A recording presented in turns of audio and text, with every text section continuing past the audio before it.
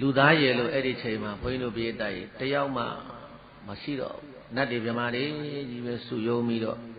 ဘောဓိပင်ကြီးမှာလောကကြီးပြည့်စည်ပြီလောကကြီးအမောင်ဖုံးသွားပြီလို့နတ်တွေမြမာတွေကတယောက်နဲ့တယောက်လက်တူပြောဆိုပြီးတော့ငိုကြွေးလိမ့်မယ်အဲ့ဒီနေမိတဖန်ဆင်းထားတဲ့ဘုရားဟာရောင်ကြီးတော်6ပါးလွှတ်မယ်တဲ့ဘောဓိပင်ကြီးအောက်မှာရောင်ကြီးတော်6ပါးလွှတ်ပြီးတော့ဘယ်ကိုသွားမတုံးဆိုလို့ရှိရင်အဲ့ဒီရုပ်ပွားတော်ကြီးဟာကန္တာမာရဏတောင်ကိုကြွသွားမယ်ဘယ်တောင်ကိုကြွသွားမလဲအေးဘောဓိပင်ကြီးအောက်ကနေပြီးတော့အဲ့ဒီရုပ်ပွားတော်ကြီးကတခါတည်းကောင်းငင်ရံကနေပြီးတော့လေကန္တာမာရဏတောင်ကိုကြွသွားမယ်ဟာဗုဒ္ဓကိုယ်စားနေမိတာရုပ်ပွားတော်ကြီးကန္နာဝရဏတောင်ကိုကြွသွားပြီးလိုက်ကြစို့လိုက်ကြစို့စัจ java လာပေါင်းတိုက်တောင်းကနတ်တွေမြမာတွေဟာ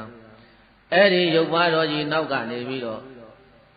နတ်မြမာတွေအလုံးဟာလိုက်သွားကြတာဟိုရောက်တော့ကန္နာဝရဏတောင်ရောက်တော့မင်းစုတကနတ်ပန်းမင်းကြီးမှာအဲ့ဒီနေမိတာရုပ်ပွားတော်ကြီးဟာပြေတတ်တယ်နတ်မြမာတွေကိုတရားဟောမယ်တဲ့ဂတိတသိန်းကျွတ်တန်းဝင်မယ်တဲ့ဂရေဘယ်လောက်တဲ့လဲဂရေတသိန်းကျွတ်တန်းဝင်မယ်တဲ့အဲ့ဒါကိုဘုန်းကြီးတို့ပြည်သားပေါင်းတော်ကောင်းတို့ကြားဘူးနေတာရောင်တော်ပြန်ပွဲတယ်။ဘာပွဲတယ်လဲ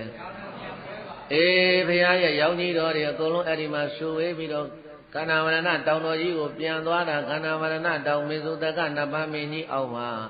နေမိတာရုပ်ပွားတော်ကြီးဟာနတ်တွေမြမာတွေကိုတရားဟောမယ်လူသားတယောက်မှမပါဘူးတဲ့